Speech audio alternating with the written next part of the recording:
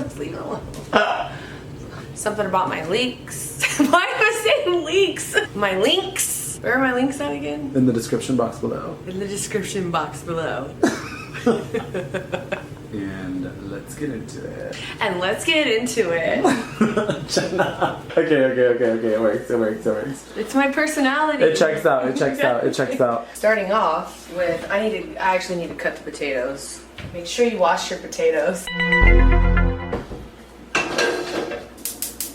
So tonight is slutty cooking night, and what I have here, ribeye steak, my favorite, and I'm gonna do asparagus and potatoes.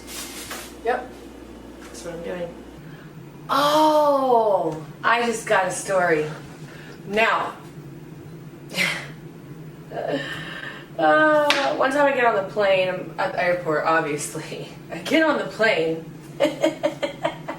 So I'm on the plane, and this guy comes and sits next to me.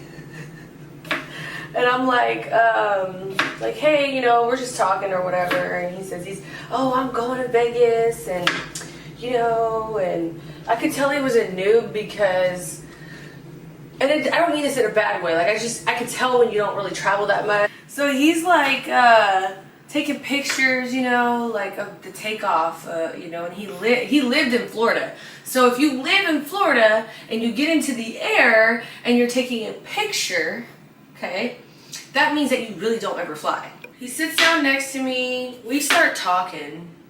He's talking about how, like, he's doing like, businesses and all this stuff.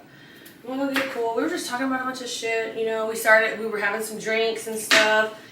I never said what I did for work. Most of the time people are wanting me to say that I'm a porn star. Anyways, and then sometimes I know they know, and I really just get off on like just going around it just to fuck with them, So we're having all these talks. He's talking about what he's been doing Vegas, whatever. All this time goes by.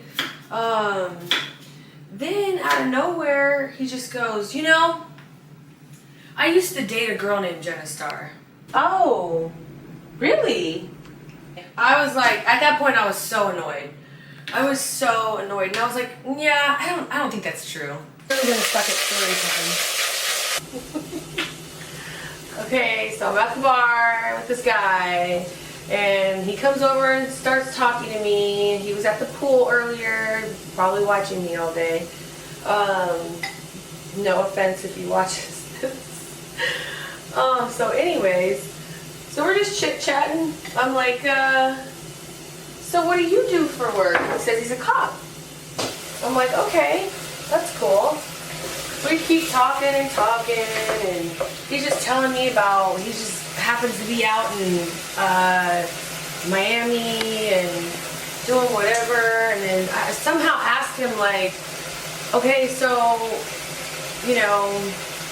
I don't know, like somehow he ended up saying he'd never gone to South Beach. And I was like, wait a minute. You've never been to South Beach? He's like, no, I mean, like, I'm a cop and I don't really get out. And I was just like, okay. By the way, like, we're just already drinking at this point. So we're both like, I'm like, yeah, let's go. It'll be your first time going to South Beach. Awesome. Man, I feel like I'm like breaking him in or something. I'm like, yeah, let's go.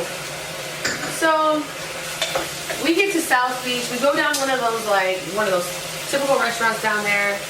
And, he probably don't drink that much, really, I've had a family member that is a cop.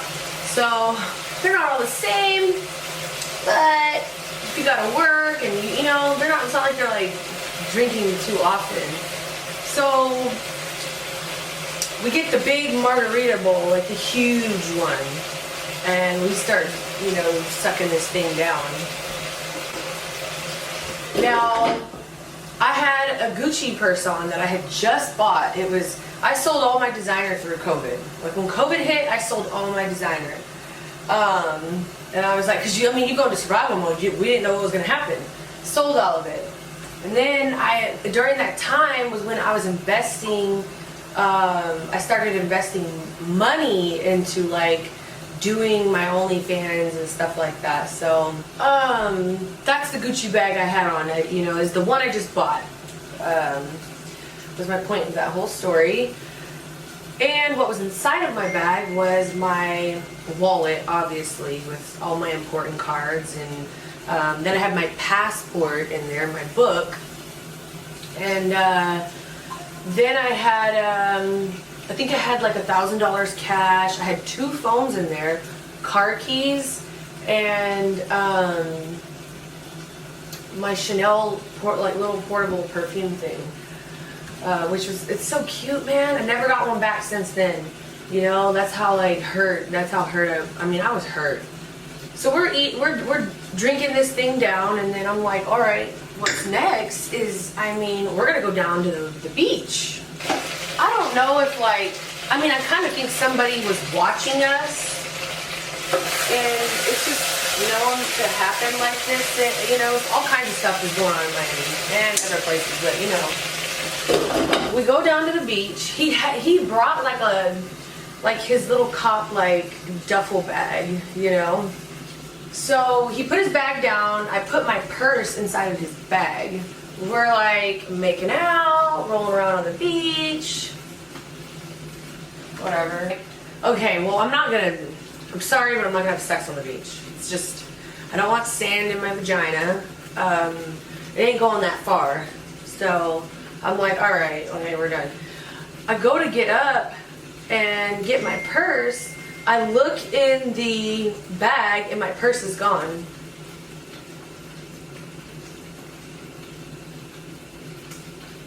And I flipped out. Completely flipped out. And I was like, oh my God. Oh my God. I'm like looking around and I'm like, oh hell no. Like, hell no. Somebody just stole my purse. Like, man, all my shit's in there. I worked so hard for that. Well, I mean, I had, you know, drank a whole bowl and whatever else that day. In my head, I just went straight to like, started chasing people down the beach. And then he's like, you know, and I'm like thinking in my head, like, how am I with a cop? Okay? And this happens. Like, what? I'm like, okay. Probably was a warning.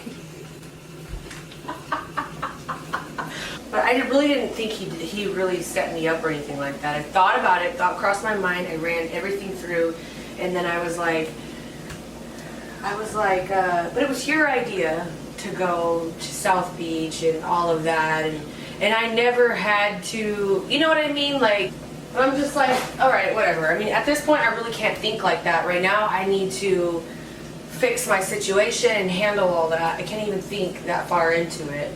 And I feel bad because, like, afterwards I told him that I would send him new shoes because I had to take his shoes. It was, like, really nice of him to give me the shoes.